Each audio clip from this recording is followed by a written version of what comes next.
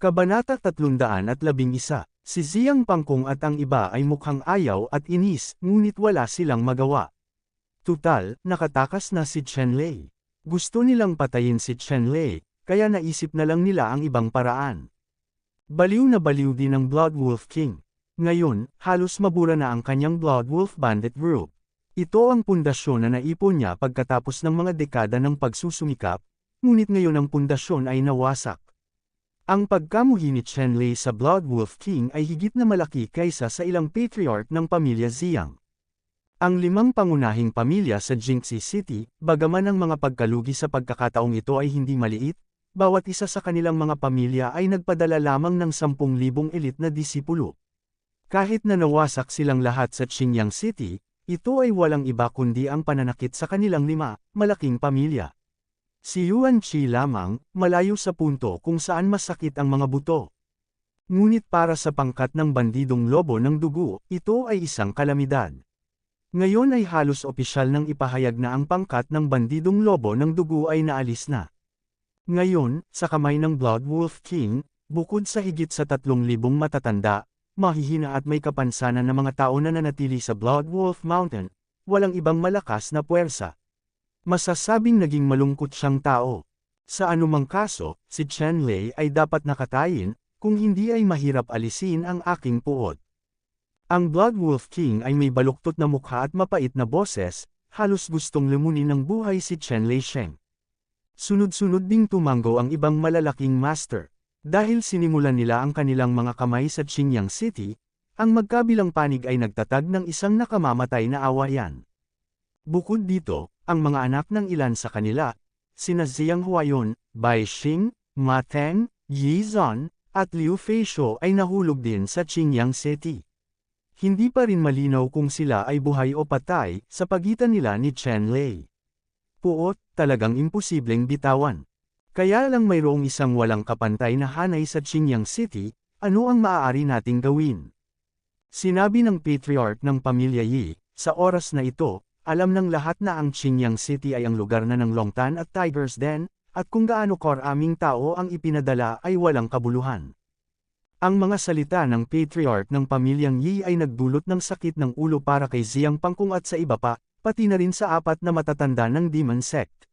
Sa katunayan, ngayon ang Qingyang City ay may isang walang kapantay na hanay na may walang katapusang kapangyarihan, at malapit na itong mamatay, pag-uugali.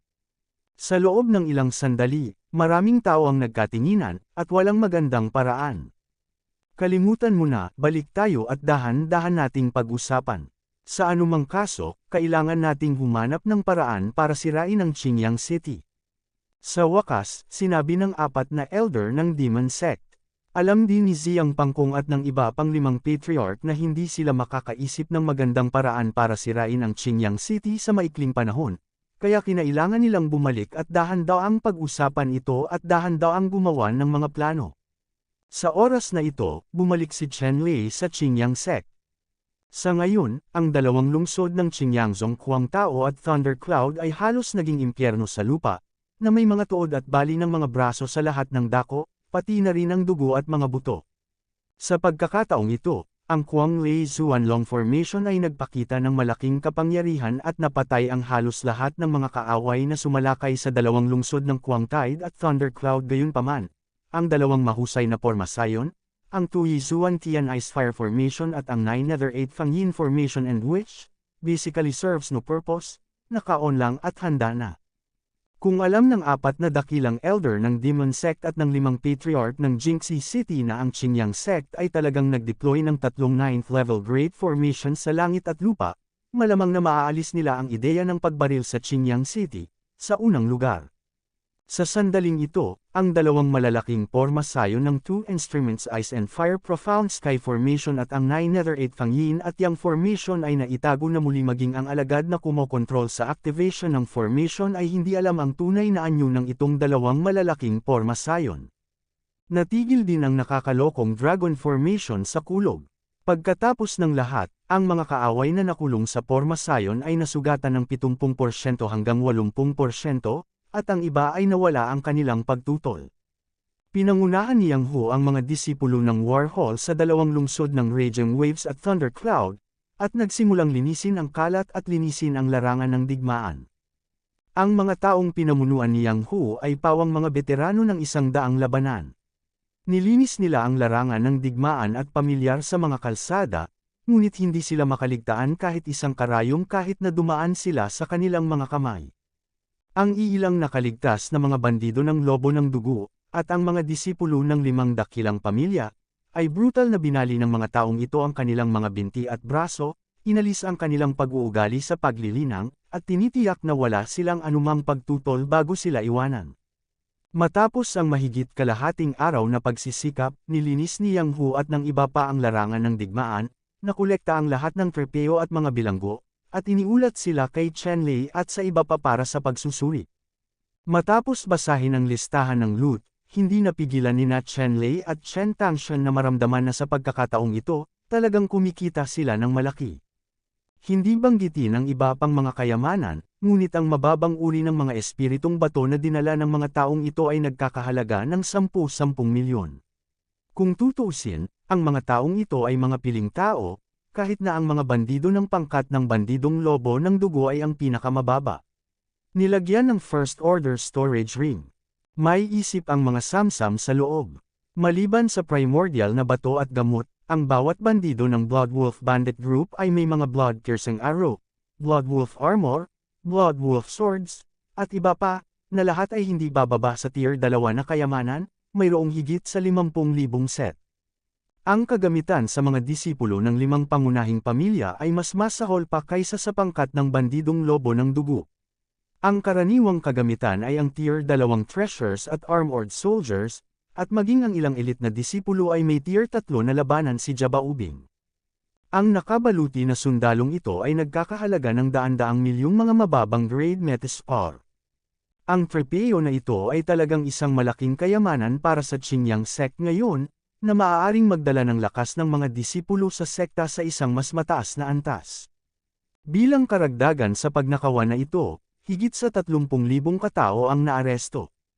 Ang mahigit 30,000 katao na ito, kung saan mahigit 20,000 ang mga disipulo ng 5 pangunahing pamilya, sa sandaling ito, lahat sila ay inalis na ni Yang Hu at ng iba pa bilang paglilinang. Wala pang 10,000 katao ang natitira, sila ang mga bandido ng Blood Wolf Bandit Group. Ang mga ito ay inalis din ni Yang Hu at ng iba pa bilang paglilinang at kinulong ng ilang sandali. Kabilang sa kanila, espesyal na pinigilan ni Yang Hu ang ilang paglilinang bilang isang malakas na tao at tila isang bihag at isang elder na nakakulong.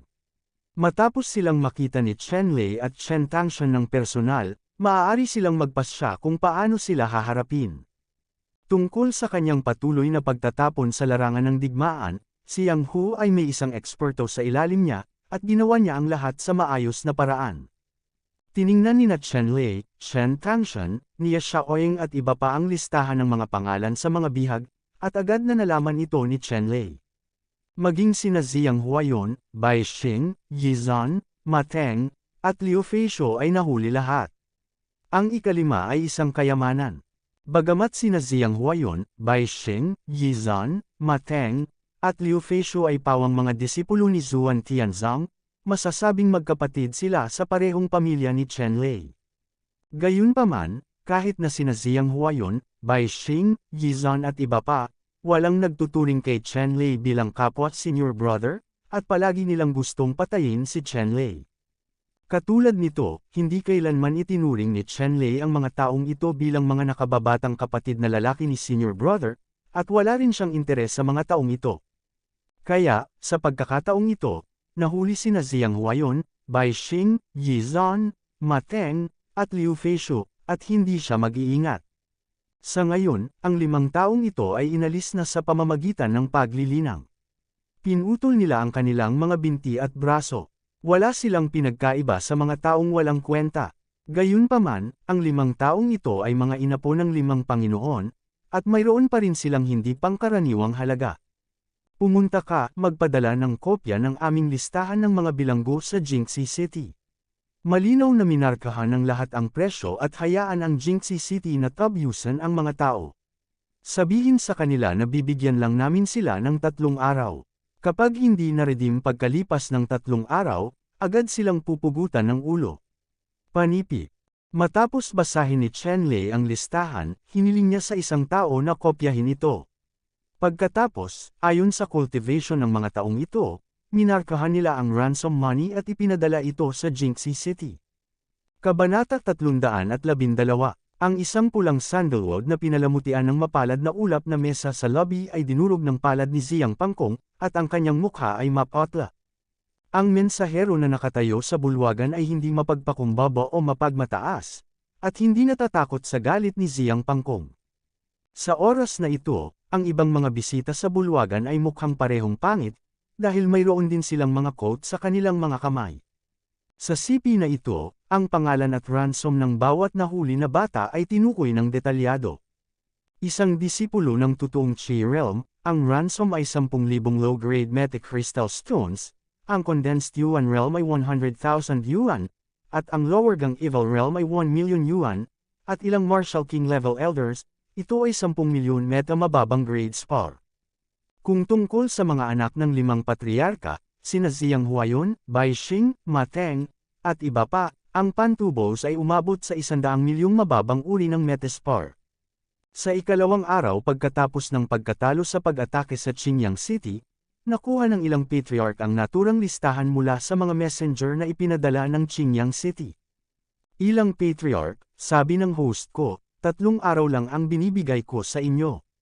Pagkatapos ng 3 araw, kung hindi mo pa rin nakikita ang pantubos, pakiusap kay Ancestor na pumunta sa labas ng 2 lungsod ng Kuwang Tao at Lightning upang kunin ang mga bangkay. Panipi. Itinaas ng messenger ang kanyang mga kamay at mahinahong sinabi. Nasa main hall din ang Blood Wolf King.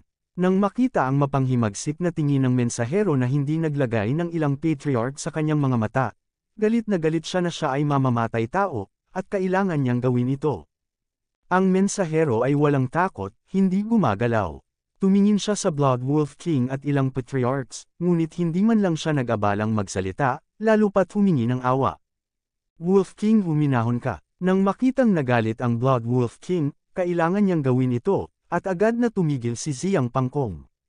Dapat mong malaman na kung ang mensaherong ipinadala ni Chen Lei ay talagang pinugutan ng ulo dito, tiyak na hindi na babalik ang kanilang anak. Talagang hindi ito ang gustong makita ng 5 master.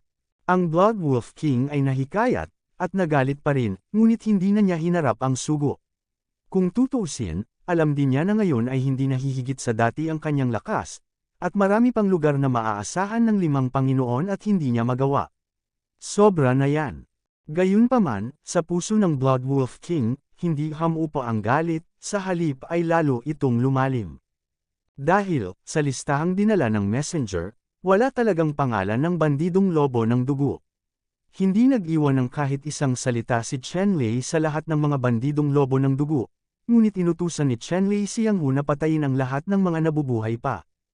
Hindi naman malupit si Chen Lei, ngunit alam ni Chen Lei na ang mga bandidong lobo ng dugo na ito, na ang mga kamay ay may bahid ng dugo, ay makasalanan, at hindi karapat-dapat na mabuhay sa mundong ito. Iyon ang dahilan kung bakit siya ay determinado na hindi niya nais na bigyan ang mga bandido ng lobo ng dugo kahit isang tipak ng dugo. Kung tungkol sa mga alagad ng 5 dakilang pamilya, kumilos lamang sila ayon sa mga utos. Ngayon ang paglilinang ay tinanggal at ang mga braso at binti ay pinutol. Pinarusahan na sila, ngunit hindi na kailangang patayin.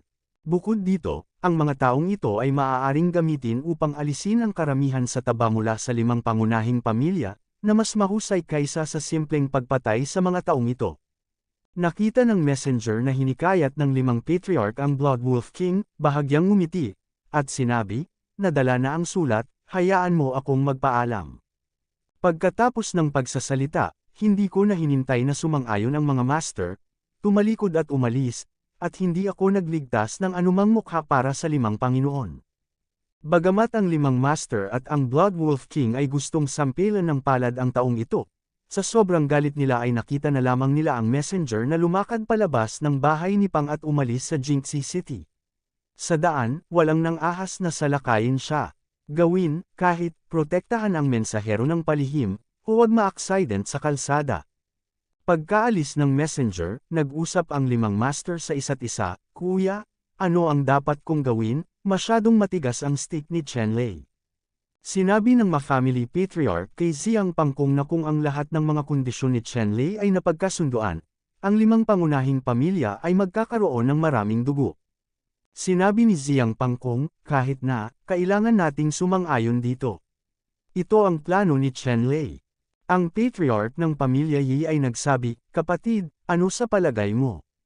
Sinabi ni Ziyang Pangkong, maraming tao, kumalat na ang bagay na ito, at malamang alam na ito ng ating mga alagad sa lahat ng lahi. Kung hindi natin ubusin ang mga nahuli na disipulo sa pagkakataong ito, paano naman ang ibang mga disipulo at matatanda? Mag-isip, panipi. Ang mga salita ni Ziyang Pangkong ay naging sanhi ng pagkatahimik ng ilang patriarch. Sa katunayan, sa ngayon ay kumalat na ang balitang ito sa buong Jingxi City, at alam na ito ng mga disipulo ng mga pangunahing angkan. Sa pagkakataong ito ay napakabigat ng pagkawala, ngunit isang karangalan din para sa isang disipulo ang mamatay para sa pamilya, at maaari pa rin nilang gamutin ang problemang ito. Ngunit kung mayroon pa ring mga natitirang disipulo at matatanda na nag-aatubili na ibigay ang ilang mga kristal na bato at patayin ang mga disipulong ito, ang pagkakaisa, katapatan at iba pang paniniwala ng buong pamilya na naipon sa loob ng libu-libong taon ay masisira sa isang iglap, napaka. At kung may nangyaring ganoon, hindi na malayo ang araw ng pagkawasak ng 5 dakilang pamilya. Kung wala ang suporta ng kanilang tribo at paglaban, hindi sila magkakaroon ng mas magandang buhay. Higit pa rito, si Chen Lei ay mayroon pa ring Ziyang Huayon, Bai Xing at iba pang malalapit na kamag-anak. Maaari din ba nilang huwag pansinin ang mga ito? Kaya, matagal nang natukoy ang aktwal na resulta, gaano man kataas ang kalagayan ni Chen-Lei, matatanggap lamang nila ito sa pamamagitan ng kanilang mga ilong.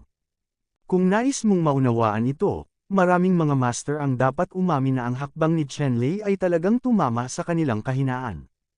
Kinagat ng Ma-family elder ang kanyang mga ngipin at sinabi, kung ganoon nga ang kaso, hindi na natin kailangang mag-alinlangan, ihanda na lang ang pantubos at tabyusan ang mga miyembro ng pamilya. Gayunpaman, ang ating pantubos ay hindi madaling mangolekta. Kung paano kinuha ito ni Chen-Lei, hihilingin ko sa kanya na iluwa ito sa akin ng daan-daang beses sa hinaharap. Panipi. Nagalit din ang iba pang mga patriarch, at lihim silang nangako na hahanapin si Chen-Lei para kalkulahin ang account na ito sa hinaharap, ngunit sa ngayon, kailangan muna nilang tabyusan ang kanilang mga alagad ng angkan. Sa oras na ito, ang mga mata ng Blood Wolf King ay kumikislap, at sinabi niya, maraming tao, dapat mo munang ihanda ang pantubos. Naisip ko ang isang tao na maaaring pumutok sa pagbuo ng Qingyang City. Mangyaring umalis ngayon, hanggat ito ay sira. Ang pagbuo ng Qingyang City, batay sa kanilang lakas, ay hindi sapat upang katakutan. Sa pagkakataong ito, gusto kong gawing ilog ang dugo ng Qingyang City. Panipi. Matapos marinig ang mga salita ng Blood Wolf King, nagliwanag ang mga mata ng ilang patriarch at nagtanong, Wolf King, maaari mo bang seryosohin ito? Sinabi ng Blood Wolf King, nang niloko kita, hindi ko ito itinago. Ang goal ko dito ay Flying Eagle Villa. Flying Eagle Villa, si Ziyang Pangkong at ang iba ay natigilan nang marinig nila ang lugar na sinabi ng Blood Wolf King. Flying Eagle Mountain Villa, alam nila ito. Matatagpuan sa Feying Mountain 50,000 milya hilagang kanluran ng Jingxi City, ang lakas ng Flying Eagle Mountain Villa ay hindi mas mahina kaysa sa 5 pangunahing pamilya sa Jingxi City, ngunit walang gaanong pagitan sa dalawang panig. Junction. Oo, ito ang Flying Eagle Mountain Villa, ang lumang may-ari ng Flying Eagle Mountain Villa. Ilang beses niya akong nakipagrelasyon. Sinabi sa akin ng matandang may-ari na ito na sa Flying Eagle Mountain Villa, mayroong isang formation master, kahit sinungunit ang usaping ito ay masyadong mahaba. Saglit kong hindi nag-isip, pero ngayon naalala ko, kung ang formation master pa rin o hindi, susubukan ng haring ito. Sinabi ng Blood Wolf King sa matandang may-ari ng Feying Mountain Villa tungkol sa pakikipagkaibigan niya sa ilang customer, pagkatapos ay kinuha ang Bloodwing Flying Wolf at direktang umalis. Kabanata 313. Pagkaalis ng Blood Wolf King, nagkatinginan si Ziyang Pangkong at ang 5 patriarch, na nagpapakita ng kislap ng pag-asa. Kung makakahanap ka talaga ng Formation Master, kahit magbayad ka ng ransom ngayon at ibigay mo kay Chen-Lei, paano na? Hanggat nasira ang pagbuo ng Qinyang City, ang ari-arian na ito ay babalik sa kanilang mga kamay. Shenlei, natatakot akong magkaroon ka ng buhay para sa ari-arian na ito, ngunit magkakaroon ka ng walang buhay na mga bulaklak. Ang patriarch ng pamilya Bai ay sumangot ng malamig, at nagpaalam sa lahat. Umalis din ang ilan pang customer, inihahanda ang ransom money. Sa ikalawang araw, ang 5 patriarch ay talagang nagbayad ng buong ransom sa Guangzhou City ayon sa napagkasundoan, at hindi sinira ni Shenlei ang kanyang pangako at ibinalik ang lahat ng mga bihag sa 5 pangunahing pamilya. Gayunpaman, nang makita ng 5 dakilang pamilya ang mga tinubos na disipulong ito, naging berde ang kanilang mga mukha. Dahil lahat ng mga disipulong ito ay napabagsak sa pamamagitan ng paglilinang, kapag natubos na, sila ay aalisin din. Bukod dito, hindi lamang ang mga disipulong ito, kundi maging ang mga patutot ng 5 pangunahing pamilya, ang paglilinang ay walang awa na inalis. Nang makita ang sitwasyong ito, paanong hindi magagalit ang 5 patriarka, Shenlei? Wala akong away sa iyo. At isinusumpa ko rito na balang araw, sisirain ang lungsod ng Qinyang, at ikaw ay papatayin, at walang sinuman ang manatili. Panipi. Tumayo si Shenlei sa itaas ng mabagyong lungsod at malamig na sumagot, maghihintay ako, ngunit sa susunod, hindi na ako magiging malambot ang puso. Kung maglakas loob kang salakayin muli ang aking Qinyang City, gagawin ko, hinding-hindi mag-iiwan ng higit na buhay. Panipi. Nang marinig ang mapagmataas na salita ni Shenlei, ilang patriarch ang galit na umalis ng hindi lumilingon, ngunit nangako na sila sa kanilang mga puso na ang Qinyang City ay magiging patag. Lumipas ang panahon araw-araw, at pagkaraan ng 10 araw, may huni ng agila, at yumanig sa langit ang tunog. Narinig ni Ziyang Pangkong ang tunog ng isang agila, at agad na lumabas ng bahay, tumungala, at nakita ang isang pakpak na higit sa 100 metro sa himpapawid, na may matingkad na itim na balahibo, tulad ng isang malaking agila na gawa sa pinong bakal, nagpapadpad sa Jingxi City. Ang titig ng mga mata ng agila ay kasing talas ng 2 malamig na kuryente. Sa tabi ng malaking agila na ito, isang may pakpak na dugo na lumilipad na lobo, libu-libong metro ang layo mula sa agila na ito, maingat na ikinapakpak ang kanyang mga pakpak, hindi ng ahas na lumapit dito. Sa oras na ito, sinampal ng Blood Wolf King ang Bloodwing Flying Wolf sa ilalim ng pampad. Halos masindak ang Bloodwing Flying Wolf, at pagkatapos ay maingat na bumagsak sa lupa. Kuya Wolf King, bumalik ka na, maaari bang maging maayos ang paglalakbay na ito? Nakita ni Ziyang Pangkong ang malaking agila na umaaligid sa hangin at tinanong ang Blood Wolf King. Sa oras na ito, naramdaman din ng ilang tagapagtanggol mula sa pamilya Bai, pamilya Liu, pamilya Ma, at pamilya Yi ang pagdating ng agila na ito, at lahat ay lumabas sa kanilang mga bahay at sumugod patungo sa pamilya Ziyang. Ang Blood Wolf King ay ngumiti sa kanyang mukha at nagsabi, sa kabutihang palad, sa pagkakataong ito ay nag-imbita ako ng mga nakatatanda sa dugo upang tumulong, at ang mga nakatatanda sa dugo ay tiyak na masisira ang pagbuo ng Qinyang City.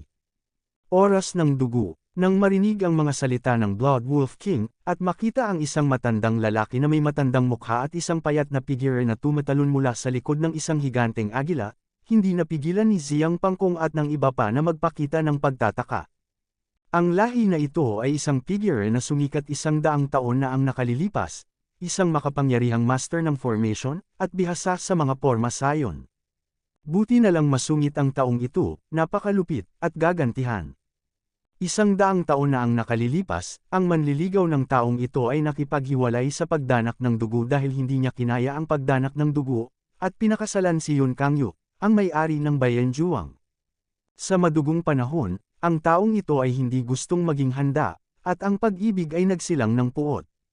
Siya talaga ay gumugol ng 7 o 79 na buwan upang magtanim ng isang malaking bloodlight soul na nagpapadalisay ng formation sa labas ng Bayan Juang. Dinadala si Bayan Juang pataas at pababa ng higit sa 150,000 mouths, buhay at buhay na pino sa isang maput na kaluluwa, at tinatakan sa banner ng kaluluwa ng dugo, araw na pinahirapan, at gabi, na nagdulot ng madugong kaso na ikinagulat ng mundo.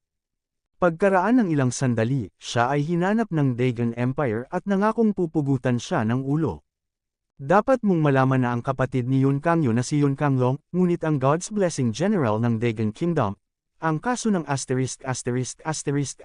na ito ay nagpagalit kay Yun Kanglong at personal na humabol ng dugo, ngunit ang huling resulta ay wala.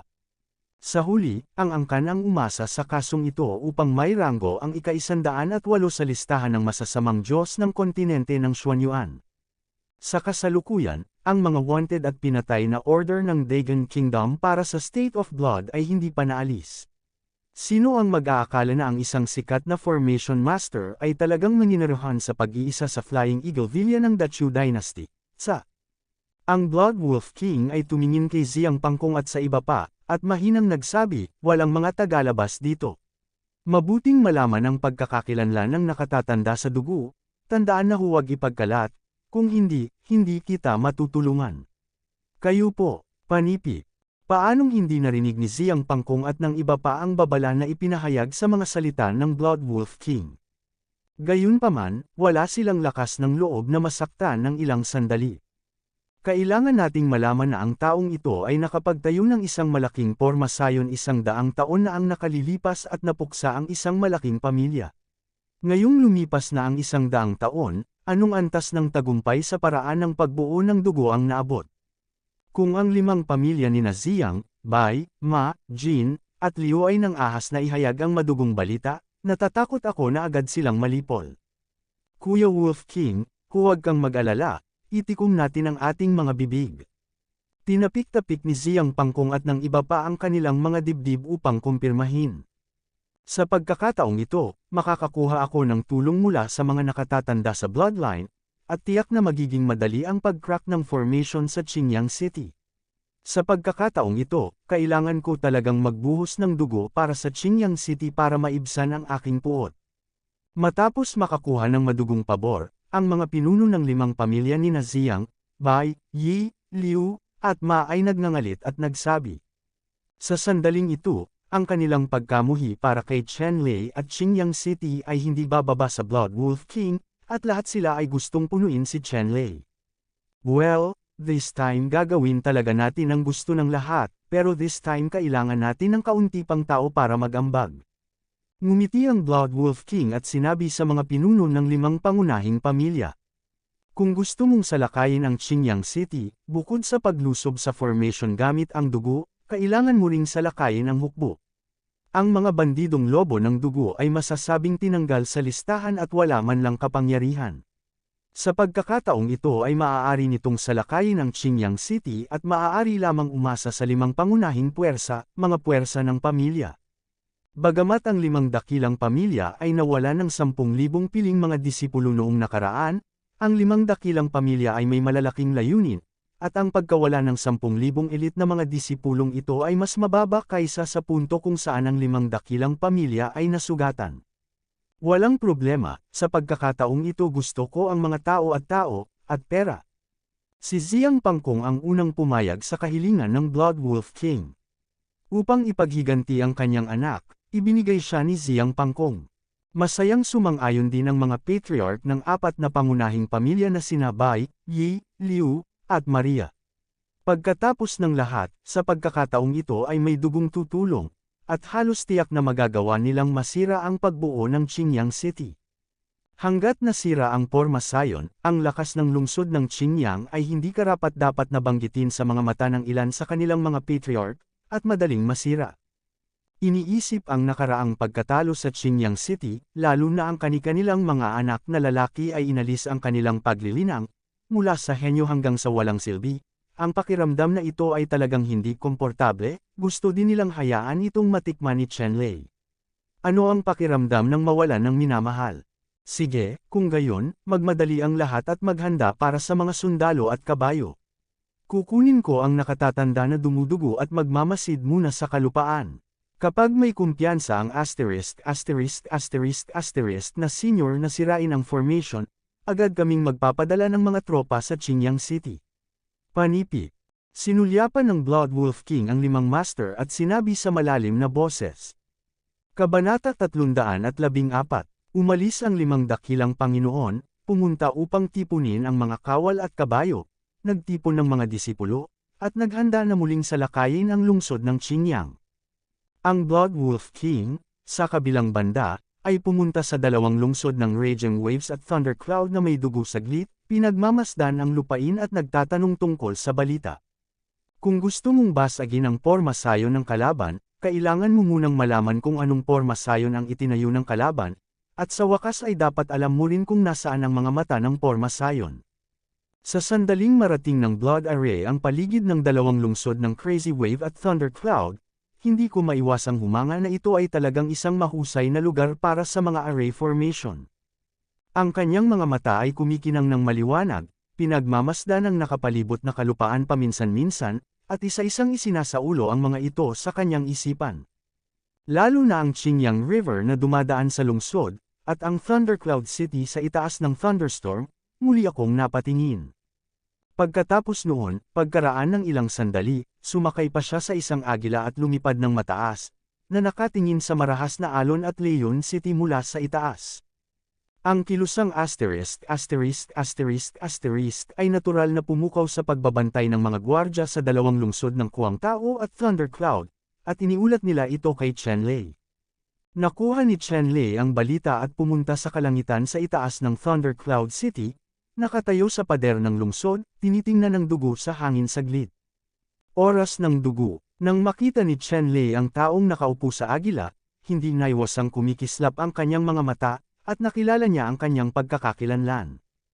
Ang dahilan kung bakit alam niya ang kondisyon ng dugo ay hindi dahil sa kanyang kaalaman sa buhay na ito, ngunit dahil nakita niya ang kondisyon ng dugo noong siya ay Emperor Wu. Masasabing ang 1,008 pwesto sa listahan ng masasamang Diyos ay namatay sa kamay ng dating Chen Lei. Ang pagbuo ng bloodline na ito ay hindi mahuhulaan at hindi mahuhulaan. Ang Blood Array ay umaasa sa mga hindi mahuhulaan na paraan ng pagbuo upang lumikha ng walang hanggan na pagpatay. Ang Divine Blessing General's Residence ng Dagon Empire ay direktang pino sa dagat ng dugo ng Blood Array. Galit na galit ang Emperor ng kaharian ng Dagon at nag-alok ng malaking gantimpala para kunin ang ulo ng dugo, ngunit, ang pagkawala ng libu-libong Panginoon, hindi nahuli ang dugo, lalo pa ang pagpatay sa kanya. Ang panahon yun ay naglunsad ng isang galit na paghihiganti sa Dagon Empire, at hindi inaasahang nagtaas ng butcher knife sa mga ordinaryong tao ng Dagon Empire, pagpatay sa mga lungsod at pagsira sa mga lungsod sa bawat pagliko, na nagdulot ng 10-10 milyong pagpatay, na nagpagalit sa langit, at nagrereklamo ang mga tao. Dahil dito ay kinuha ni Chen Lei ang gawain ng Dagon Empire, subaybayan ang bloodline sa loob ng 3 buwan, at pilitin ang bloodline sa 10 lupa siyam na araw na Skynet Array, at pagkatapos ay pinatay ang bloodline. Sa oras na iyon ng pagsubaybay, naaalala pa rin ni Chen Lei, dahil isa ang Blood Array sa iilang master na pinatay niya. Sa oras na iyon, ang mga kakayahan ni Chen Lei sa pagbuo ay tumaas lamang sa ranggo ng Formation Master. Gayunpaman, ang kasalukuyang panahon ng dugo ay hindi dapat umabot sa taas ng Formation Master, at si Chen Lei, ngunit may memorya ng kanyang nakaraang buhay, sa mga tuntunin ng karanasan sa pagbuo, maaari siyang tawaging tuktok ng Formation Master. Sa panahon ngayon, ang mga bloodline, in terms of formation, sa harap ni Chen Lei, ay parang mga elementary school, at walang paghahambing sa dalawa. Sa madugong sandali na ito, nakaupo sa likod ng agila, kasama ang Blood Wolf King na nakaupo sa tabi niya, malinaw na tinitiktikan niya ang layout ng dalawang lungsod, ang bagyo at ang kulog.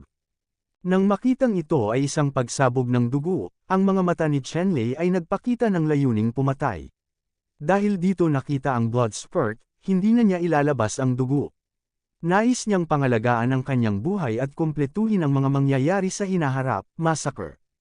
Sa kasalukuyan, ang buong Bloody Wave City at Thundercloud City ay naobserbahan sa madugong estado, at naunawaan din niya ang mga pormasyong nakadeploy sa dalawang lungsod. Bagaman imposibleng makita sa pamamagitan ng nakatutuwang kulog at misteryosong dragon formation ni Chen Leibo na may kasalukuyang pagbuo ng dugo, ngunit ayon sa mga katangian ng mga bundok at ilog, ang pamamahagi ng mga espiritual na ugat, at hydrogeography, ang pagbuo ng pormasyong ito mas madaling makita, sa pamamagitan ng ilang mga balahibo. Bukod dito, hindi naging mahirap para sa mga eksperto na hanapin ang mga frontline ng dalawang mahusay na pormasayon na ito. Hindi dahil ang porma sayon ni Chen Lei ay hindi sapat na matalino, ngunit ang kasalukuyang porma sayon ay malayo sa perpekto.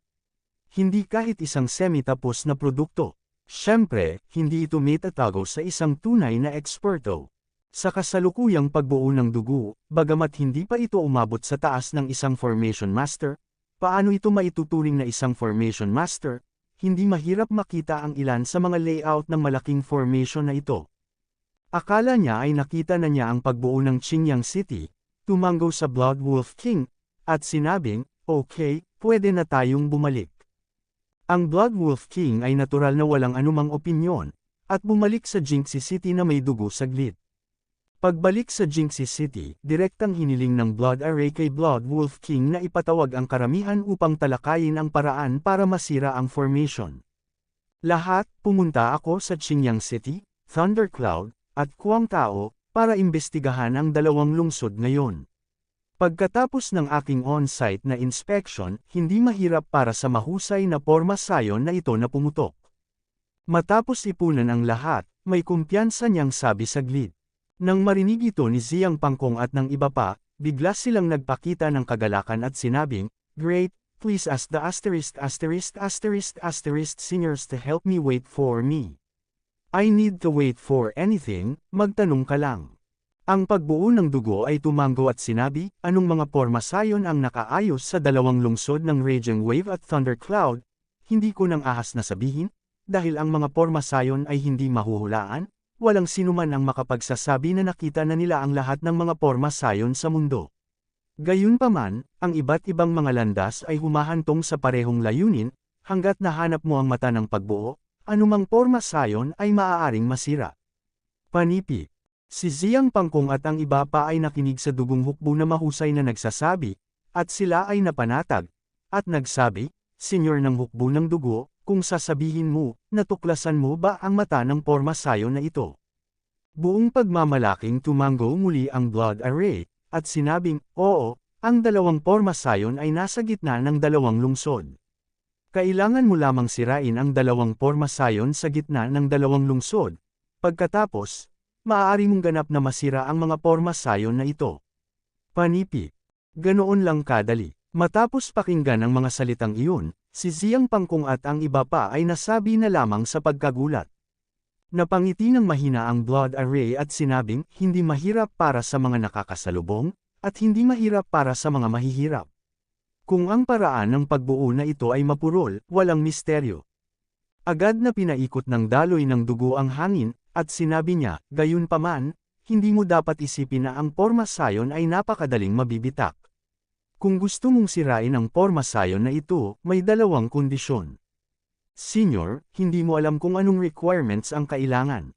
Tanong ni Ziyang Pangkong, hanggat kaya niyang kontrolin ang Qingyang City, gaano man kahirap ang mga kondisyon, kailangan niyang maghanap ng paraan para matugunan ang mga ito.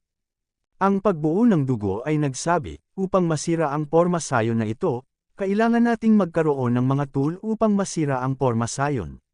Hindi naman mahirap, mayroon akong tool para masira ang formation. Ang isa pang kinakailangan ay ang porma sayon na ito ay may dalawang mata ng porma sayon, at ang dalawang porma sayon na ito ay dapat masira ng sabay upang sirain ang buong porma sayon. Kung hindi, wala nang silbi. Panipi. Si Ziyang Pangkong at ang iba pa ay nakinig sa mga salita ng Blood State, at pagkatapos ay napagtanto nila na ang tila simpleng paraan ng pagsira sa porma sayon, sa katunayan, kung walang maiintindihan na tao na magpaliwanag nito, hindi nila ito masisira, pagbuo. If you want to break two formations at the same time, hindi pwedeng magkaiba ang timing, dapat sabay-sabay. Sa kasong ito, ang pagpili ng taong sinira ang porma sayon ay magiging lubhang hinihingi. Kailangan mong pumili ng mga taong katulad ng pag-iisip. Pumunta at basagin ang porma sayon. Panipi.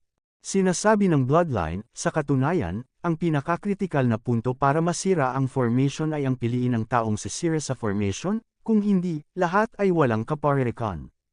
Kabanata 315. Konektadong tao. Nang marinig ni Ziyang Pangkong at ng iba pa ang mga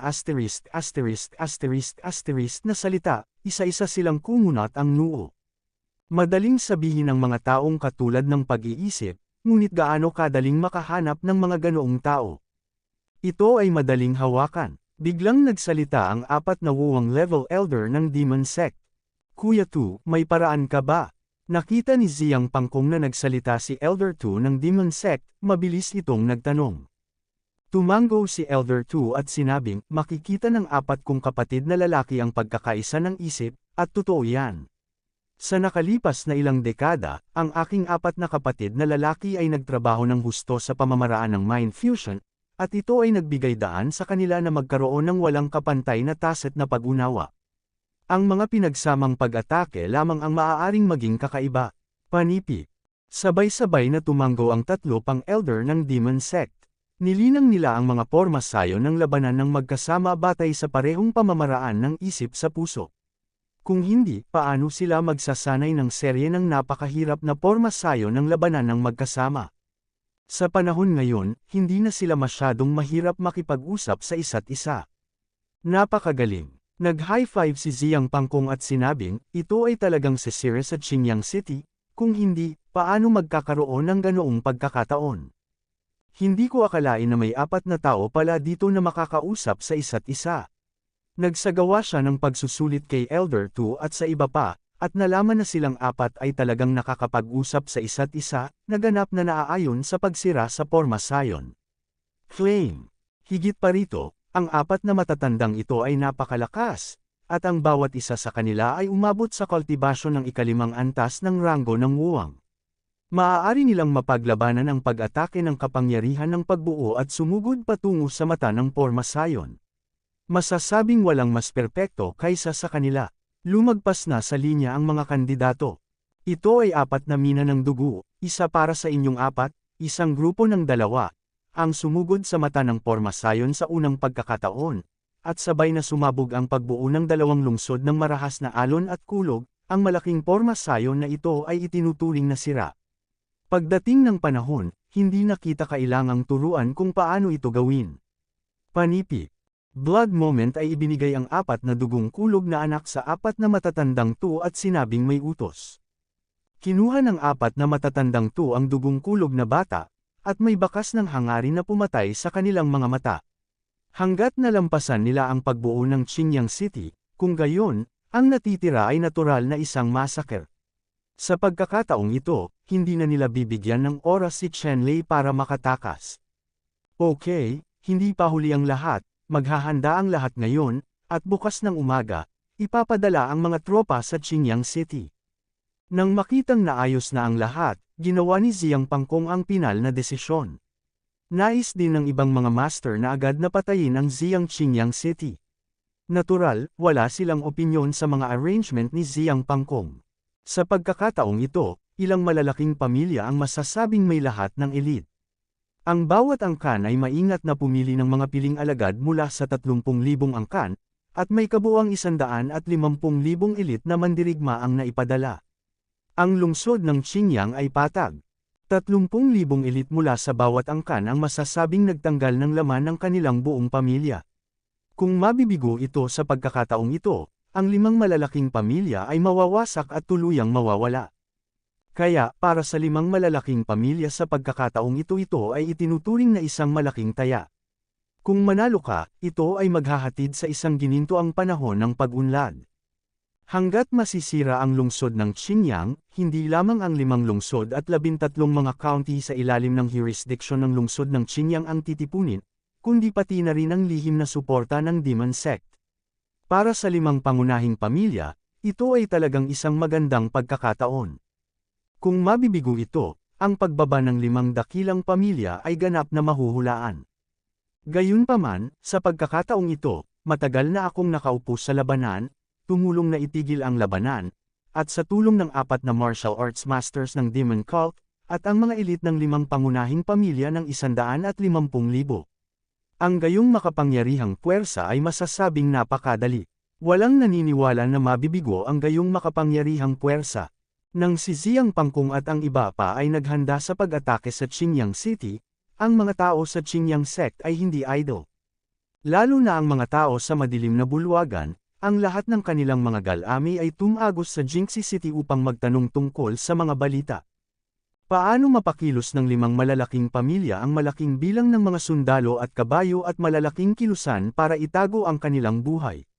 Ang kanilang layunin ay malinaw ding natuklasan ng mga alagad sa madilim na bulwagan. At nakilala ni Chen Lei ang pagkakakilanlan ng uri ng dugo. Pinakamahusay na alam ni Chen Lei ang kakayahan ng uri ng dugo. Wala siyang lakas ng loob na maliitin siya. Ang kapintasan sa paraan ng pagbuo na nakita ng grupo ng dugo ay tahimik na naging isa. Isang malaking bitag, naghihintay lamang kay Ziyang Pangkong at ang iba pa na tumalon sa layunin. Ngayon ay ginawa na ng Qingyang sect ang lahat ng paghahanda para harapin ito. Ang pinakamahalagang bagay sa oras na ito ay upang makita kung ang mga patriarch ng 5 malalaking pamilya at ang mga araw ng ***** ay maaaring dalhin sa pagbuo para sa malaking oras, mula sa. Kung gusto mong isama sa labanan ang mga bloodline at ang mga pinuno ng 5 dakilang pamilya, mahirap ang usaping ito kung hindi mo pagpaplano ng mabuti. Gayunpaman, kahit na mahirap, gusto ni Chen Lei na subukan. Sa pamamagitan lamang ng pagpatay sa 5 dakilang master at sa hukbo ng dugo sa malaking pormasayon ay maituturing na ganap na tagumpay ang pagkilos na ito. Sa ikalawang araw, ang 5 master mula sa Ziyang, Bai, Liu, Ma, at Yi ay hindi man lang nag-abalang magtago. Nag-utos sila sa mga piling alagad ng lahat ng lahi, sumakay sa mga tagadala ng tropa, at bumangon sa langit, marilag at makapangyarihan. Pumatay patungo sa Qingyang City. Sa pagkakataong ito, nagpadala sila ng kabuuang 30 barkong pandigma, na ang bawat isa ay libu-libong talampakan ang haba at may malalakas na sandata sa dagat. Masasabing umabot sa 30 barko ang 30 barkong pandigma na ito. Napakalaking labanan sa hangin upang protektahan ang base. Siyempre, ang ganitong uri ng pagtatanggol sa labanan ay wala sa mga mata ni Chen Lei. Napakawalang muwang niyan. Noon, siya ay nagpino at gumawa ng isang tunay na sandata ng digmaan na maihahambing sa kontinente, at ito ay isang air hegemon. Ang lakas ng 5 pangunahing pamilya sa pagkakataong ito ay mas malakas kaysa sa huling pagkakataon. 30 malalaking barkong pandigma sa kawalan ng gamulong, na nagdulot ng isang nakalulungkot na pakiramdam ng pang-aapi. Ang ilang mga ibon, halimaw at hayop ay tumakas sa malayo, distansya, ilang mabagal na gumagalaw na lumilipad na halimaw ang hamarang sa daanan ng mga tropa, at direktang pinutol sa laman ng hindi mabilang na mga sinag ng liwanag na lumilipad palabas ng barkong pandigma. Ang barkong pandigma ay tumakbo sa kalangitan, gamulong na parang kulog, at lumitaw sa harap ng 2 lungsod ng Crazy Wave City at Thundercloud City. Chen Lei, lumabas ka at sumagot. Tumayo si Ziyang Pangkong sa yulunan ng warboat at sumigaw sa 2 lungsod ng Kuangtao at Thundercloud. Anong gusto mong gawin ni Lolo? Isang masungit na boses ang umalangaw-ngaw sa hangin, at pagkatapos ay lumitaw ang isang figure sa ulo ng Thundercloud City. Ito ay si Chen Lei. Narinig ni Ziyang Pangkong ang mga salita ni Chen Lei, at halos mawala ang kanyang galit. Ang kanyang mukha ay namutla, at sinabi, Chen Lei, ang may-ari ng pamilya ay maawain, at bibigyan kita ng pagkakataon. Hanggat lumuhad ka at sumuko, isasakripisyo ko ang Qingyang City. Maaari itong maging master, at maaari nitong iligtas ka at ang lahat sa Qingyang City. Panipi. Ngumisi si Chen Lei, hayaan mo akong sumuko, gising ka pa ba? Akala ko ang ulo mo ay sinipa ng asno. Paano mo nasasabi ang mga walang muwang na salita? Bumantong hininga si Ziyang Pangkong at sinabing, Chen Lei, ano sa tingin mo ang karapatan mong maging napakapangahas sa harap ng iyong patriarch? Sa pagkakataong ito, mayroon akong 150,000 tropa. Paano mo lalabanan ang Qingyang City? Sinabi ni Chen Lei, labis akong natatakot sa 150,000 hukbo, ngunit sa kasamaang palad, sa aking paningin, ang 150,000 hukbong ito ay katulad ng papel, at maaaring sirain sa pamamagitan ng pagtataas ng aking kamay. Kabanata 316. Tumangala si Ziyang Pangkong sa langit at tumawa, pagkatapos ay nanlamig ang kanyang mukha, at nagsabi, Chen Lei, malaki ang bibig mo, at hindi ka natatakot sa hangin na umihip sa iyong dila. Ang aking hukbo ng 150,000 ay narito, ngunit gusto kong makita. Bakit mo itinaas ang iyong kamay para sirain ito? Panipi. Naghiganti si Chen Lei at sinabing, maaari mong subukan ito. Sinabi ni Ziyang Pangkong, ito talaga ang kanyang intensyon. Tandaan, binigyan ka ng pagkakataon ng may-ari ng pamilya, ngunit hindi mo alam kung paano ito pahalagahan. Kung gayon huwag sisihin ang may-ari sa pagiging malupit.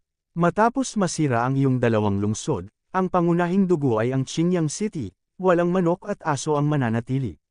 Panipi. Naging malamig din ang ekspresyon ni Chen Lei, at sinabing, hindi ako natatakot, Ziyang Pangkong, tandaan mo, hanggat nang ahas kang pumasok sa aking Qingyang City, papatayin kita. This time, hindi na ako magiging gentle. Panipi. Pagkatapos sabihin ang mga salitang ito, ang katawan ni Chen Lei ay tumaas, napakalaki kay Ziyang Pangkong at iba pa.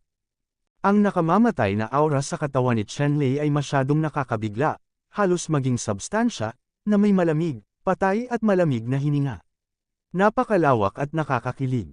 Mula sa walang hangganang pagpatay na aura na ito, tila nakita ni Ziyang Pangkong at ng iba pa ang miserableng eksena ng milyon-milyong bangkay at umaagos na dugo, na parang nasa dagat ng dugo sa impyerno. Ang lahat ay natigilan sa nakamamatay na aura na nagmumula kay Chen Lei. Paano naging napakalakas ni Chen Lei sa pagpatay sa murang edad? Mayaman na mamamatay tao na aura. Paano malalaman ni Ziyang Pangkong at ng iba pa na ang mamamatay tao na aura na ipinalalabas ngayon ni Chen Lei ay dulot niya sa kanyang nakaraang buhay? Sa kanyang nakaraang buhay, si Chen Lei ay pumatay ng higit sa 1,000,000 o 10 milyong mga dayuhang lahi, ang aura ng pagpatay sa kanyang katawan ay likas na napakayaman. Ito ay mga normal na panahon lamang. Perpektong pinigilan ni Chen Lei ang nakamamatay na aura na ito. Sa pagkakataong ito, siya ay tunay na nagalit at nakilos na pumatay, pagkatapos ay inilabas niya ang kanyang walang hangganang mamamatay tao na aura ng walang pag-aalinlangan. Ang ganitong uri ng nakamamatay na aura ay masasabing napakalakas sa panahong ito. Agad nitong binawasan ng higit sa kalahati ang fighting spirit ni Ziyang Pangkong at ng iba pa. Ang ilang mga alagad mula sa mga pamilya na may mababang paglilinang ay agad ding lumitaw ng mga guni-guni. Gisingin mo ako. Ang Blood Wolf King ang unang nagising mula sa walang hanggan na mamamatay tao na aura ni Chen Lei. Masasabing napakalakas din ng murderous aura sa Blood Wolf King. Sa makatuwid, malakas ang kanyang pagtutol sa aura ng pagpatay na inilabas ni Chen Lei, habang ang ibang tao, kabilang sina Ziyang Pangkong, Zhu Danzi, at iba pa, ay pansamantalang ninakawan ng aura ng pagpatay na inilabas ni Chen Lei ang kanyang isip. Kung nangyari ito sa larangan ng digmaan, ito ay ganap na nakamamatay, at natatakot ako na ito ay magdulot ng matinding casualty sa isang iglap. Sa kabutihang palad, walang panandaliang labanan sa pagitan ng dalawang panig sa pagkakataong ito, kahit na ang mga sundalo sa ilalim ng kanyang pamumuno ay napatay ni Chen Lei. Nabalisa, ngunit bukod sa pagbaba ng espiritu ng pakikipaglaban, hindi ito nagdulot ng anumang mas malubhang kahihinatnan. Ang Blood Wolf King ay umungal, at ang unang nagising ay ang Blood Hour, ang apat na master ng Demon Sect, at si Ziyang Pangkong at iba pang mga patriarch. Matapos magising ang mga taong ito, sila ay natakot at nahihiya. Ang kinatatakutan ko ay si Chen Lei talaga ay may napakalakas na mamamatay tao na aura, paano niya ito nagawa? Ang nakakahiya ay magugulat sila sa pamatay na aura ni Chen Lei. Ito ay mas nakakahiya kaysa sa pagsampal sa kanila ng direkta. Ang kumikislap na mga mata kay Chen Lei saglit ay hindi maganda. Maging ang **** moment, na nasa itaas niya at walang sinuman sa kanyang mga mata, ay nagmukhang lobo sa sandaling ito, na mabangis na nakatitig kay Chen Lei. Ang pinakamadugong tao, ang pinakawalang mukha, ay nagulat sa pagpatay kay Chen Lei ngayon lang. Para sa taong may dugo, ito ay walang iba kundi isang malaking pagkawala ng mukha at agad siyang napuot kay Chen Lei. Kung sinasabing ang **** days ay inimbitahan lamang ng Blood Wolf King para harapin si Chen Lei, ngayon ay may isa pa siyang dahilan para harapin si Chen Lei mismo. Chen Lei, dahil pinipigilan mo ang alak at hindi pinarusahan ang alak, huwag mo kaming sisihin sa pagiging magalang. Panipi. Si Ziyang Pangkong, na naging galit na galit, ay wala na sa isip na makipag-usap ng walang kaparerekan kay Chen Lei, at nagpas siyang puwersahang umatake. Gamit ang kapangyarihan sa kanyang mga kamay, hanggat nalagpasan niya ang mahusay na pormasayon, kung gayon ang Qingyang City ay tiyak na madaling madurage sa putik ng laman. Dalhin mo ako. Nag-utos si Ziyang Pangkong, 30 barkong pandigma, isa-isang naglabas ng malalaking energy muzzle. Ang energy muzzles ay nasa hugis ng mga ulo ng dragon, mahigit 10 metro ang lapad, na naglalabas ng nakakatakot na aura. Hayaan mo na. Nag-utos si Ziyang Pangkong, at ang mga pangunahing sandata sa 30 barkong pandigma ay isa-isang nag-apoy, at ang dalawang mata sa ulo ng dragon ay dahan-daang bumukas, naglalabas ng nakakasilaw na liwanag. Sa base ng katawan ng baril, 10,000 mababang grade metaspars, ang lahat ng enerhiya ay naubos sa isang pagkakataon. Ang magulong enerhiya ay naging isang malaking kanya ng enerhiya, isang malaking bola ng enerhiya na may diameter na 10 metro, na hugis, parang dragon, bumulaga ang energy cannon, na agad na gumawa ng malakas at nakakabinging tunog ng tainga. Ang mga kanya ng enerhiya ng 30 barkong pandigma ay napakaayos at maayos. Halos sabay-sabay na pumutok ang 30 kanya ng enerhiya. Biglang, makikita mo ang 30 malalaking bola ng enerhiya sa hangin, na naglalabas ng nakasisilaw na puting liwanag. Bilis, sumabog ito sa Storm City at Thundercloud City ng sabay. Ang bola ng enerhiya ay halos sumabog sa itaas ng proteksyon na ilaw na kurtina ng marahas na alon at ng marahas na lungsod ng sabay. Biglang bumagsak ang isang bagyo sa kumukulog na lungsod, at ang malalaking ilaw ng kuryente ay nahulog na parang talon, na matatag na lumalaban sa mga ulap ng kulog ng lungsod. Buhay bantay. Sa ibabaw ng malawak na ilog ng Stormy City, ang parehong rumaragas ang alon ay sumugod sa kalangitan, at ang malaking halaga ng enerhiya ng sistema ng tubig ay bumulwak mula sa Stormy River, bumaril sa kalangitan, at idinagdag sa magaan na kurtina ng proteksyon ng lungsod.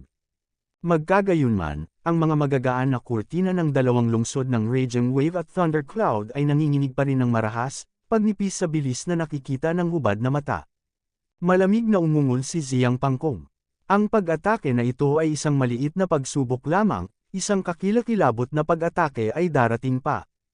Ituloy ang pag-atake. Nagpatuloy si Ziyang Pangkong sa pag-uutos, at ang mga pangunahing baril ng 30 barkong pandigma ay nagsimulang mag-reload ng mabilis, at pagkatapos, halos magkasabay, mula sa musol ng ulo ng dragon, muling bumubula ng napakalaking bola ng enerhiya, patungo sa dalawang lungsod, ng Kuwang Tao at Thundercloud. Sa pagkakataong ito, muling yumanig ng marahas ang mga magagaan na kurtina ng dalawang lungsod, marahas na alon at kulog, at maging ang malalaking bitik ay nagsimulang lumitaw. Malamig na tiningnan ni Ziyang Pangkong ang lahat ng ito, nagsiwalat ng isang malupit na ngiti, ang magaan na kurtina ng dalawang lungsod ng marahas na alon at kulog na ulap, napakahirap na suportahan ang susunod na pag-atake. Matapos ang ikatlong alon ng mga pag-atake, ang buong proteksyon na ilaw na kurtina ng marahas na alon at kulog na ulap sa wakas ay gumuho at nawala ng hindi nakikita.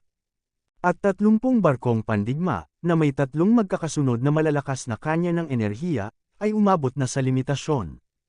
Ang ganitong uri ng energy cannon tulad ng siege at sweep ay lubhang mapanganib sa kaligtasan ng battleship mismo at ang pagbabawal ng rune patterns dito. Napakalaki, nagpapadala ng 3 tala, iyon ang limitasyon ng bawat barkong pandigma. Kung gusto mong mag-issue muli ng napakalakas na pag-atake, kailangan mong suriin man lang ang cultivation bago mo ito muling ma-activate. Kung hindi, ang 30 barkong pandigma na ito ay malamang na masisira sa himpapawid sa isang iglap. Gayunpaman, pagkatapos na dumaan sa mga paghihigpit sa moat ng dalawang lungsod ng Raging Tide at Thundercloud, ang 30 barkong pandigma na ito ay itinuring na natapos ang kanilang misyon, at pagkatapos ay oras na para sa mga disipulo sa ilalim ng kanyang utos na ipakita ang kanilang lakas. Kabanata 317. Nang makita ang mga magaan na kurtina ng dalawang lungsod ng Kuwang Tao at Leon na natalo, nagbigay ng utos si Ziyang Pangkong, at hindi mabilang na mga disipulo ang nagdagsaan at sumugod patungo sa dalawang lungsod ng Kuwang Tao at Thundercloud. Lamang, sa pagkakataong ito ay natutunan niya ang aral mula sa naunang panahon, at hindi inutusan ang kanyang mga disipulo na palalimin pa, ngunit inalis muna ang mga kalaban sa ulo ni Thundercloud at Kuwang Tao, at nakakuha ng tantungan. Ang paglaban sa dalawang lungsod ng Leon at Kuwang Tao ay mas mahina kaysa sa inaakala ni Ziyang Pangkong. Napakadali para sa mga alagad ng 5 dakilang pamilya na magkaroon ng matatag na paghawak sa mga pader ng 2 lungsod ng Kwangtao at Thunder. Ilang king-level powerhouses ang lumipad sa 2 lungsod ng Raging Waves at Thunder Cloud, pagkatapos ay hinati sila sa 2 grupo at pinatay sila patungo sa lungsod. Sa sandaling ito, sa 2 lungsod na tinamaan ng marahas na alon at kulog na ulap, walang tao, isang malaking hanay lamang ang gumagalaw, naglalabas ng lubhang mapanganib na kapaligiran, mga electric light na kumikislap, at nagngangalit na mga alon. Natural, ito ang operasyon ng Great Thunder Swanlong Formation, lalo na ang 2 formation sa gitna ng Thundercloud at Kwangtao, na naglalabas ng malaking pagbabago-bago ng enerhiya. Ang 2 pormasayon na ito ay kung saan matatagpuan ang mga mata ng Great Swanlong Thunder Formation. Nang makita ang eksenang ito, ang 4 na Martial Kings ng Demon Sect, bawat isa ay nasa ilalim ng proteksyon ng ilang Martial King-level powerhouses, ay pumasok sa malaking formation at sumugod sa mata ng formation. Sa kalangitan, ang mga ulap ng kulog ay nakabitin ng mababa, sa lupa, nagngangalit ang mga ilog.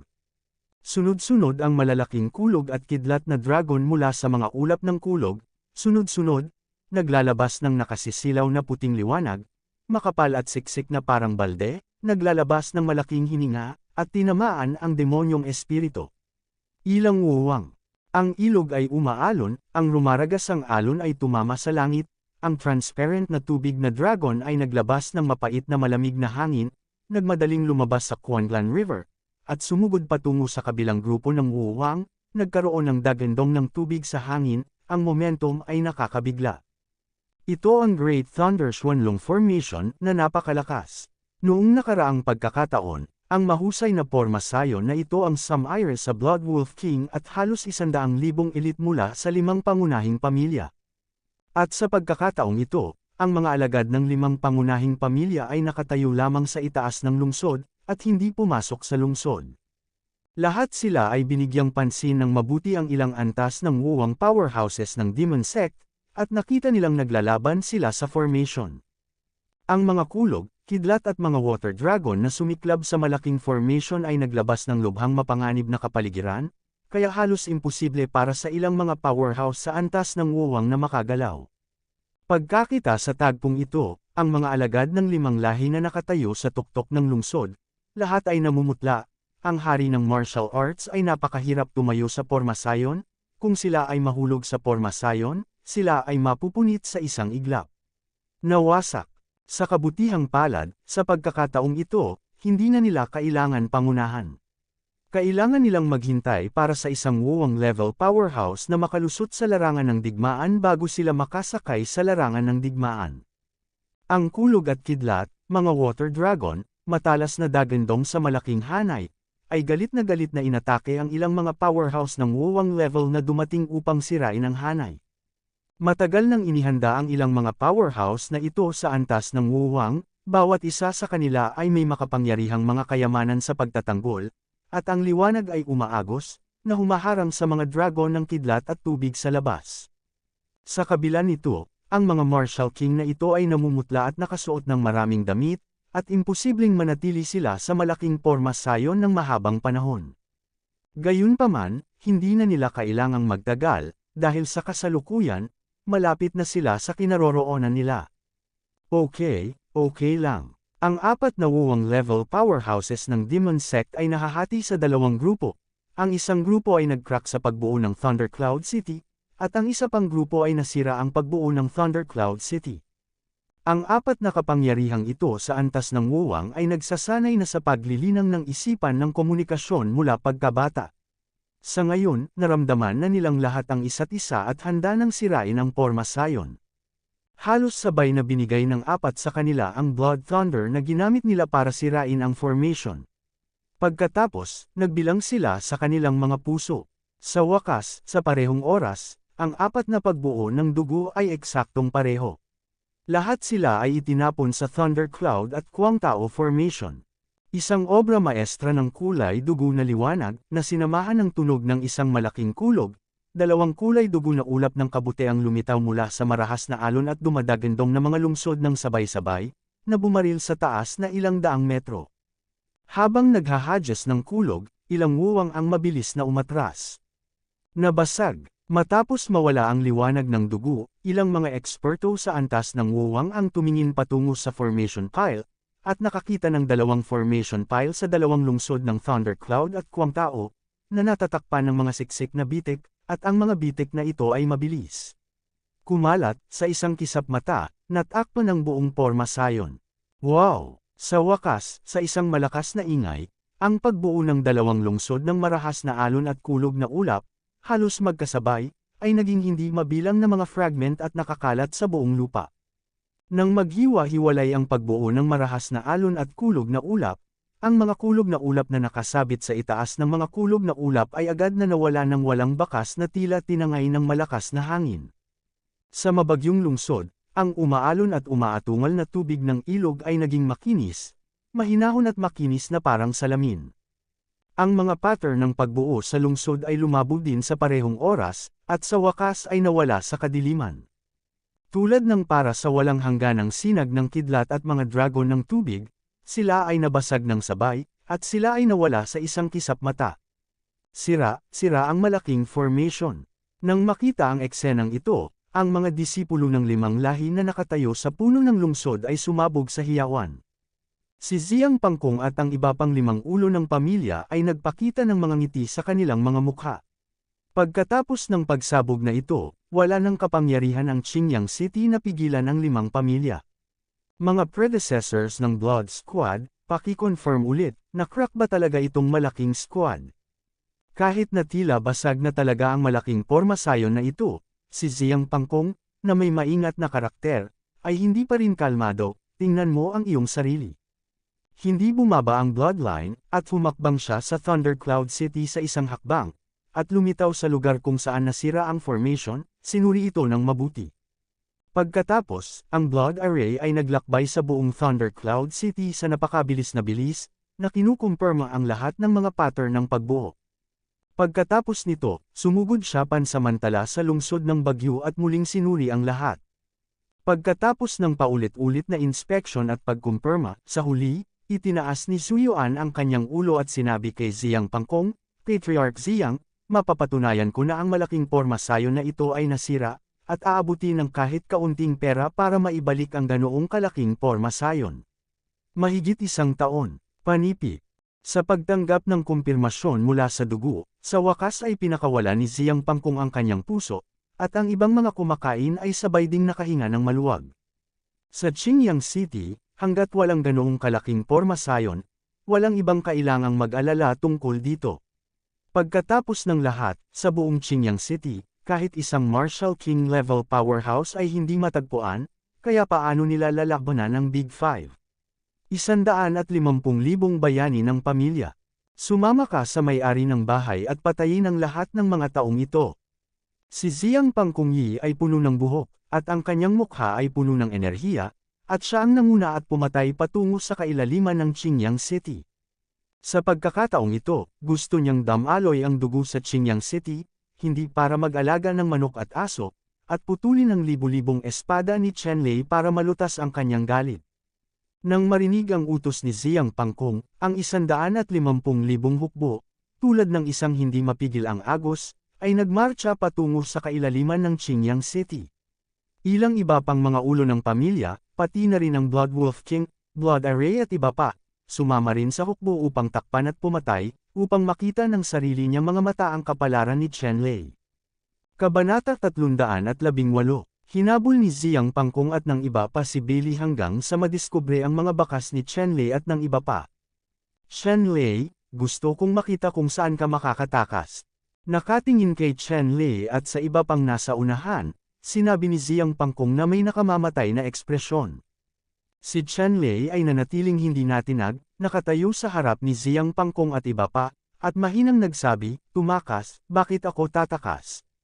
Ngumisi si Ziyang Pangkong, bakit, alam mo bang wala kang matakasin? Ngayon na iniisip mong sumuko, huli na ang lahat. Bahagyang ngumiti si Chen Lei at sinabing, Ziyang Pangkong, naiisip mo talaga ang iyong sarili, kailan ko sinabi na susuko ako? Nagbago ang mukha ni Ziyang Pangkong, at galit na sumigaw, Chen Lei, ngayon, maglakas loob kang makipaglaro sa akin. Ngayon, hindi kita hahayaang mahiga sa Qingyang City, kaya hindi ako tatawaging Ziyang.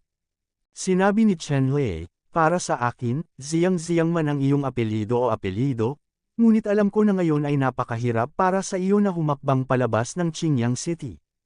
Tumawa ng malakas si Ziyang Pangkong, Chen Lei, hindi ko talaga alam kung ano ang init ng ulo mo. Maglakas loob na magsabi ng ganoong kalaking mga bagay, halika, patayin mo ako.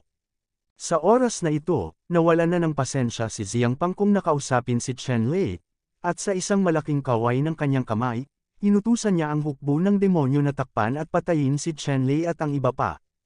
Malamig na bumhantong hininga si Chen Lei, at biglang, lumitaw ang isang malaking pattern sa bundok sa lugar kung saan sila naroroon, na magkakaugnay ng patayo at paalang, naging isang malaking magic circle, na sumasakop sa lahat ng lugar na may radius na 100 milya.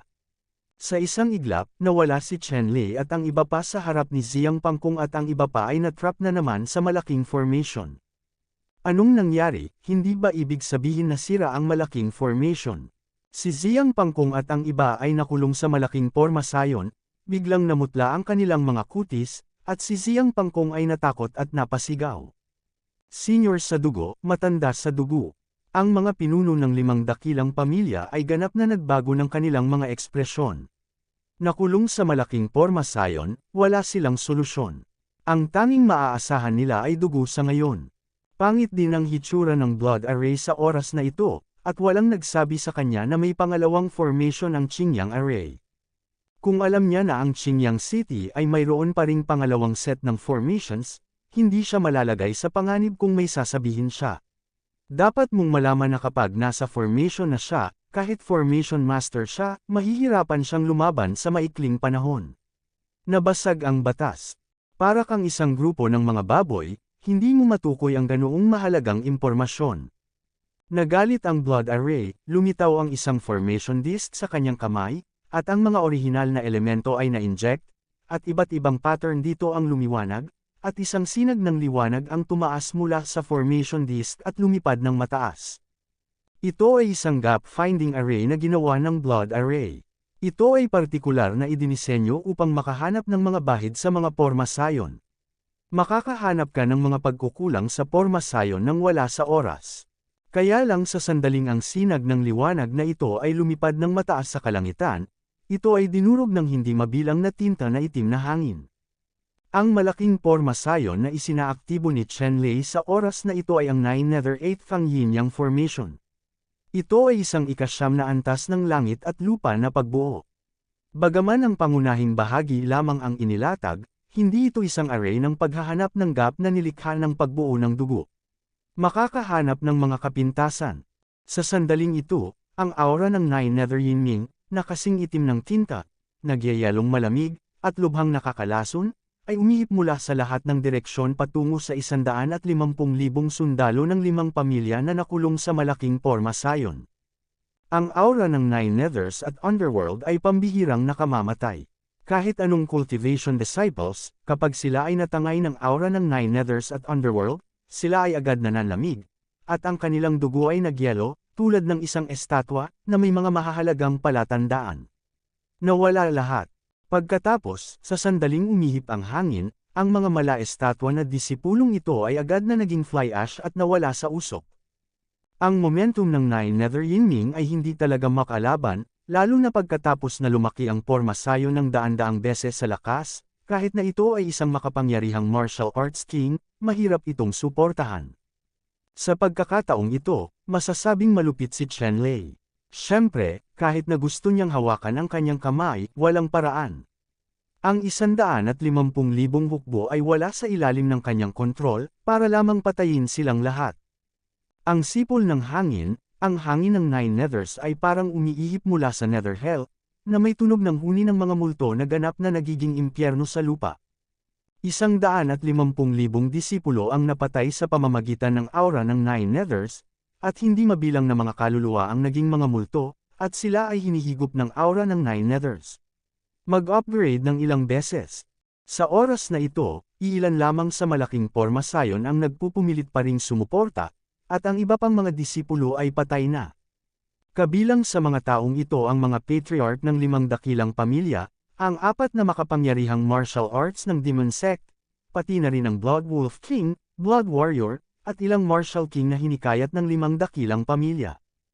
Ang mga taong ito ay lahat ay may lakas ng hari ng martial arts, kaya maaari silang mabuhay ng mahabang panahon sa 9 Nether 8 Fang Yin Yang Array. Gayunpaman, sa biglaang pagtaas ng kapangyarihan ng 9 Nether 8 Fang Yin Yang Array, ang mga martial king level na powerhouse na ito ay hindi makatagal ng masyadong matagal. Pagkaraan ng ilang sandali, ang matanda sa antas ng martial king ay hindi makatagal, ang tunay na diwa sa kanyang katawan ay naubos, at ang aura ng Siyam na Nether Yin Ming ay sumabog. Ang matanda sa antas ng martial king na ito ay direktang natunaw ang kanyang mga buto at laman, at naging sobrang dalisay na aura ni Yin Ming. Si Chen Lei ay nasa labas ng formation, pinapanood ang lahat ng nangyari sa loob ng formation na may malamig na mga mata, ang kanyang puso na kasing lakas ng bakal. Sa pagkakataong ito, masasabing walang limitasyong pagpatay ang nilikha, ngunit walang pinagsisisihan si Chen Lei. Kung ang 5 malalaking pamilya ay makapagbibigay ng kaunting buhay sa lungsod ng Xinjiang, hinding-hindi siya gagawa ng gayong nakamamatay na pag-atake. Gayunpaman, ang 5 dakilang pamilya ay malupit at makamandag, at gustong pigilan ang Xinjiang City. Nagbibigay daan ito kay Chen Lei na gumawa ng isang bagay, at walang puwang para dito. Kinokontrol ng Formation Thunder ang formation, nagsisiwalat ng mga sulok, nakakausap ang mga tao sa formation. Sa oras na ito, naramdaman din ni Ziyang Pangkong at ng ilan pang mga patriarch ang pagbabago sa formasyon, tumingin kay Chen Lei, ang kanilang mga mata ay puno ng walang katapusang puot. Chen Lei, malupit ka para isumpa ng Diyos sa hinaharap. Si Ziyang Pangkong ay bumigkas ng isang masamang sumpa at sinabi sa hanay ng kulog. Ngumisi si Chen Lei, hindi niya inaasahan na magsisisi si Ziyang Pangkong at ang iba pa sa oras na ito. Kahit na magsisi sila, hindi sila bibigyan ni Chen Lei ng pagkakataon. Kung tutuusin, mahusay din ang puot sa pagitan ng dalawang partido. Kahit meron ngayon, hindi mo na makikita. Mali ka, hindi mo ako dapat i-provoke sa Xinjiang City, sabi ni Chen Lei. Chen Lei, nagkamali ako. Hindi dapat ako nakinig sa paninira nila at tumulong. Hindi ko intensyon na labanan ng maayos ang Xinjiang City. Mangyaring iligtas ang aking buhay. Sa sandaling ito, ang dugong nakulong sa formasyon ay biglang sumigaw ng awa. Bagamat siya ay malupit at makamandag, siya ay sakam sa buhay at takot sa kamatayan. Akala ko noong una ay madaling mapuksa ang lungsod ng Xinjiang sa pagkakataong ito, ngunit walang nag-akala na babalik ang sitwasyon at siya ay desperado na. Nang makita ang madugong agos ng mga salita na humihingi ng awa, bahagyang kumislap ang mga mata ni Chen Lei, at sa pagwagayway ng kanyang kamay, nakontrol niya ang isang malaking pagsabog at nagpadala ng dugong lumilipad palabas. Salamat sa hindi pagpatay, para sa gayong kabaitan, magkakaroon ako ng magandang resulta sa hinaharap. Matapos makaahon sa ilang sandali, yumuko siya kay Chen Lei at sa iba pa para magpasalamat. Gayunpaman, ang malaking gantimpala na binanggit ng Bloodline ay ang pagkakataon sa hinaharap. Dapat nating ihanda ang kaalaman para patayin at pinuhin ang buong Xinjiang City para makapaghiganti ngayon. Isang kumikinang na liwanag ng espada ang bumaril mula sa mga daliri ni Chen Lei, at sa kanyang leeg sa gulat na mga mata ng dugo, isang malaking ulo ng tao ang tumaas sa langit. Kabanata 319. Alam na alam ni Chen Lei ang taong ito noong panahon ng *********. Ang taong ito ay malupit, tuso, at paulit-ulit na cold-blooded. Masasabing isa siyang makamandag na ahas. Sino ang pinaniniwalaan ni Chen Lei, imposibleng maniwala sa dugo saglit. Kaya, hindi nagatubili si Chen Lei na patayin siya pansamantala. Ang dahilan kung bakit inilabas ni Chen Lei ang blood spurt mula sa formation ay higit sa lahat ay dahil gusto niya ang blood spurt ng ulo. Ang mga ulo ng dugo ay nagkakahalaga pa rin ng maraming pera, at ang gantimpala na inaalok ng kaharian ng Dagon ay umabot sa mataas na presyo ng 1 bilyong mababang uri ng kristal. Kaya, hindi inisip ni Chen Lei ang kaunting pag-aalala sa bounty na ito ng bilyon-bilyong mababang uri ng Yuan Jingxi. Kung ang pagdanak ng dugo ay mawala saglit, ito ay ganap na imposible. Tinataka ni Chenlei ang ulo ng na may malalim na yelo at inilagay ito sa isang kahon na gawa sa kahoy, upang ang ulo ng ay hindi masira sa loob ng 100 taon. Sa kasalukuyan, si Chenlei ay walang oras upang pumunta sa Dagon Kingdom upang tumanggap ng mga regalo, ngunit tiyak na pupunta siya sa Dagon Kingdom sa hinaharap. Sa oras na iyon, maaari niyang ibigay ang ulo ng dugo. Pagkatapos makatagpo ng labanan, tumingin si Chenlei kay Ziyang Pangkong at iba pa sa labanan.